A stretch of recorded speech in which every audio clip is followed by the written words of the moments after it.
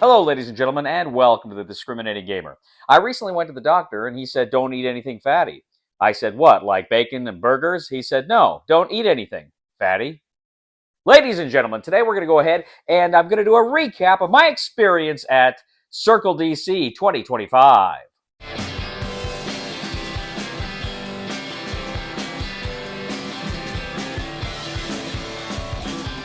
Well, ladies and gentlemen, I'm super excited to report on my experiences at Circle DC. This took place between March 28th and 30th in Washington, DC.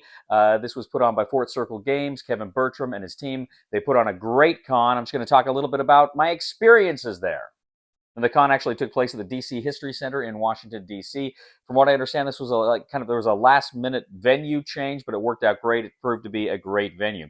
But I'm going to go ahead. I'm going to talk about exactly how things happened for me. Now, I went to this con with my lovely wife, Kim. I actually went early so I could do some work in the National Archives, do some archival work. And then on Friday, which is the first day of the con, Kim and I actually were very excited because we were able to be a part of a special VIP tour of the United States Supreme Court. We actually took a tour of the United States Supreme Court building. We went in the court chambers.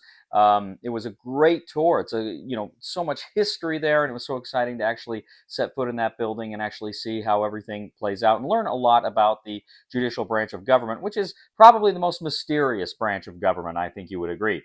But after the tour, what was really cool is we were able to go to the DC or the Supreme Court Historical Society, which is just kind of behind the Supreme Court there. And we were able to participate in a play of the first Monday in October, which is Fort Circle Games' new game about the Supreme Court, designed by Talia Rosen. And it was great because Talia was there, and we got a great kind of overview of the game. We played through it. You're playing now. I'll tell you right now. I'll do a full review once the game is out, is in print. But I'll just kind of give you a basic overview. You represent kind of different legal philosophies, and it's kind of secret. You're not quite sure which philosophy you're going to represent until kind of toward the end of the game. But what you're doing is you're actually looking at court cases, and you have certain actions you can take every turn that will let you influence the court case to kind of get on the right side of that court case. But where those court cases are kind of depends upon where kind of the four philosophy tracks are. Like more government, federal government power, less federal government power, economics, civil rights, these sorts of things. And what you're doing is you're kind of manipulating these tracks in order to be on the winning side of these cases. But it's a very tight game. It is filled with history and theme. And it was cool because Talia was telling us as the cases came out exactly all about the history behind the cases. And so that was very cool. We got a lot of background on the game and the history that way, which I really appreciated. But I'm really excited when this game comes out. I'll tell you, like I said, I'll give you a full breakdown of the game. So far, 2025, I'll be blunt. This is probably my front runner for Game of the Year. It is really fun, really tight, super great game. Kim loved it. I was scared it might be a little too heavy for Kim, but she really enjoyed it as well. We were able to play with another gentleman, a lawyer, and also a member of the Supreme Court Historical Society joined us for the game as well. So that was a lot of fun. I'm really looking forward to being able to do a full review of that game in the future. So the DC History Center, where the con is actually playing out, it was great. I didn't get to play a lot more games. I was hoping to be able to play some more games. There were some games I was really looking forward to, but I met a lot of great people there. Of course, I met Liz Davidson, and I was hoping to play Night Witches there. Dave Thompson wasn't there, unfortunately. I was hoping to bump into him. But the Mari Suckling was there, of course, who's one of my favorite designers. He was there showing off his game, which, again, unfortunately, I didn't get a chance to play, which I was kind of bummed about, but it looks awesome, about the Treaty of Portsmouth. But it was great. Flash and NATO from Legendary Tactics were there. I actually ended up spending a lot of time with Flash, which was really cool. And I bumped into Rodney Smith. I didn't actually get to talk to him much, but I just shook his hand briefly, and we were hoping to get more time together, but it didn't work out. But anyway, it was really cool meeting a lot of these, and I met a lot of other great people there as well. Now, the second day, we actually did something really cool on Saturday, and that was we actually were able to go to a Gadsby's Tavern in Alexandria, Virginia, which was a tavern that was frequented by George Washington and Jefferson and Adams and all those kooky guys back in the day. And we were kind of escorted, taken to lunch here by the great Jason Matthews. And Jason Matthews, of course, the designer of Twilight Struggle, a lot of other great games.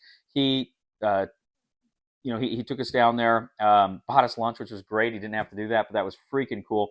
Like I say, this is where Flash was on the tour with us, and we talked a lot. I love Legendary Tactics. They actually had me on their channel here, a year or so ago, and they interviewed me, and it was all super lot of fun. But it was just we had a great time talking with him and the other people on the tour, so or on the lunch tour, I guess. But that was a lot of fun heading out to Alexandria to do that.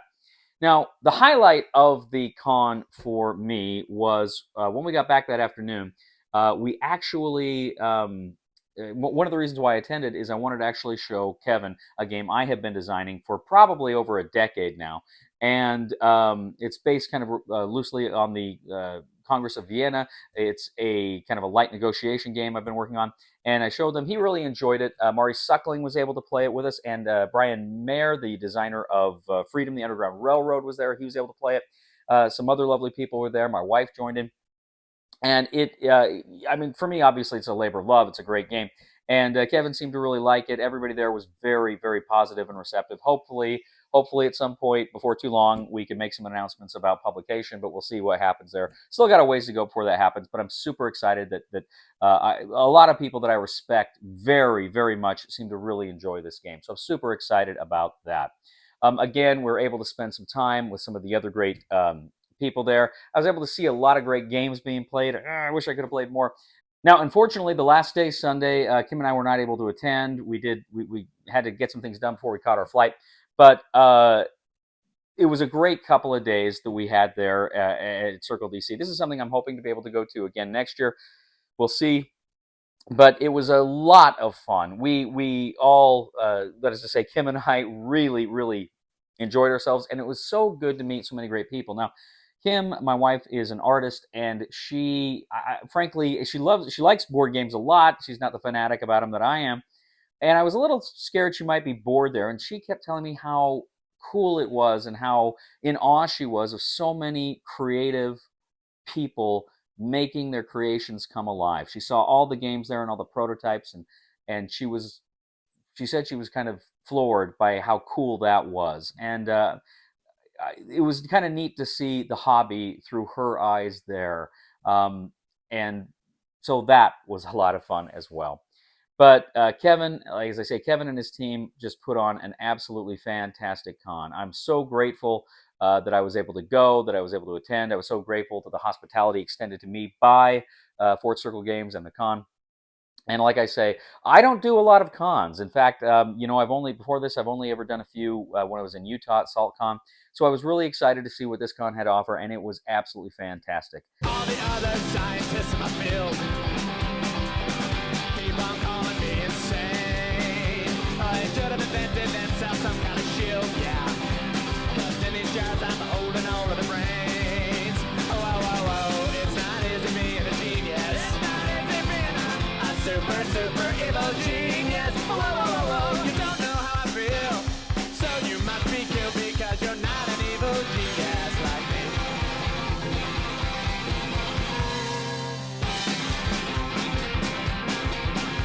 Oh, with the ladies, I'm not much of a Casanova. I never know quite what to say. But baby, don't start thinking this day is over, or I'll vaporize you with this here death ray.